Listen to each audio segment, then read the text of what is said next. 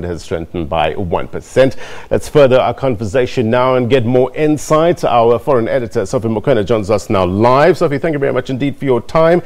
Well, President Ramaphosa is a busy man, isn't it? After this, he's heading off to the United Nations General Assembly in New York. Another chance, I guess, to market South Africa as a favorable investment destination. Well, indeed, the president is expected to depart for New York tomorrow. We know very well it's all about the multilateral body, the United Nations annual gathering, the General Assembly. But he is going to use this opportunity to engage international investors, particularly captains of industry in America. An event organized by Bloomberg, and we are expecting the president also to unpack what he did today in terms of announcing this intervention, where he is trying to rebuild the economy or to strengthen the economy, as he has kind of shared the information with us as a country. And now perhaps he will take this plan and sell the plan internationally and see how the international investors can play a role. But also, you know, when you are going to address the international investors, the big question is, what are you doing back home to try and turn things around? And therefore, he can stand up at the podium and say, I'm doing something. Can you also play a part in assisting this country, South Africa? But what has been the sentiment thus far? Do they believe that South Africa is on the path to fiscal consolidation? Well, indeed, there's some optimism, you know, international in terms of where South Africa is and what South Africa is doing. Yes, the problem we experienced some few weeks ago when there was an announcement in terms of the problem of the economy. But people are still hopeful. You look at the rating agencies, much as they are concerned, they have given us some leeway to do things differently and give us a chance to kind of work out a map or a plan or interventions that can assist to rebuild the economy or strengthen the economy. And I think at that Bloomberg gathering in New York, the president is going to answer the questions in line with what he is doing here at home, but perhaps to tell the world what he is asking them to do to assist South Africa. But not only South Africa, the continent. When you listen to him, when he speaks, much as he's talking about South Africa, he tends to bring in Africa, Africa, Africa. Therefore, charity begins at home. If we want to rebuild our economy, Africa also must be in a good space, because we can also do business amongst ourselves on the continent, particularly with the new free trade agreement. You can't just look for help or for partnerships outside the continent. We have our own home, Africa. We can do it. Is there any scheduled meeting with the U.S. President Donald Trump on the sidelines of the General Assembly? We know what happened post Donald Trump's tweets with regards to the land issues here in South Africa. The president taking a strong stance. It might be an awkward meeting. Well, yesterday, Shawan Bryce-Peace, our bureau chief at the UN, when he spoke to Minister Lindiwe Sisulu, Minister Lindiwe Sisulu gave an indication that perhaps, even though it's not a bilateral, the United Nations Security Council currently is chaired by the Americans. Therefore, President Donald Trump has arranged a dinner on the sideline of the United Nations General Assembly.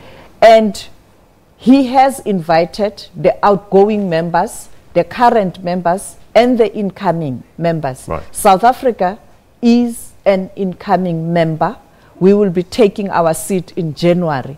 Therefore, I expect South Africa to be invited on the dinner table. But the reality is us sitting at that dinner table. Are we going to be able to use that opportunity to iron out certain issues with the Americans? And let's take a listen. Is the president likely to go, though? Is he likely to go? That's the question. But let's take a listen at what the Minister of International Relations, Lindiwe Sisulu, had to say when she was talking to Shawan Bryce-Peace at the UN last night inside the General Assembly. Okay, let's play. When we disagree with the United States, and we make it quite clear when we disagree, They haven't quoted us when we have agreed with the United States. When, in fact, the issue of land, and President Trump had tweeted on the issue of land, we took a decision to call in the American embassy to have a discussion with them. We were not playing to any revolutionary ardor. We wanted to make sure that they understood. And by that evening, we were quite certain they had understood. They corrected the statement, and we indicated that we found it unfortunate that the president had not immediately contacted my counterpart, where he might have had a different perspective. We are quite happy that we've been able to put that behind us. We are putting our interests in the forefront of our international relations, which is why on the back of this we are also ensuring that we can deal with the issue of the reduction of poverty in our country by creating a relationship with investment communities in the United States, in the hope that we can lure them to South Africa to invest in South Africa. Okay, putting the issue with regards to the tweets behind us, so maybe President Cyril Ramaphosa will adopt the legacy of Nelson Mandela going into this, part of a reconciliation, I guess. Yes, yesterday when Sherwin was speaking to the minister, but also Sherwin looking at the state of readiness in terms of the UN itself, this gathering this time around, it's Mandela. It's Mandela.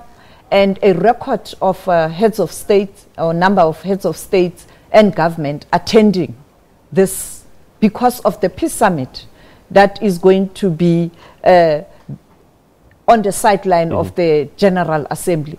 And therefore, you can't have this peace summit.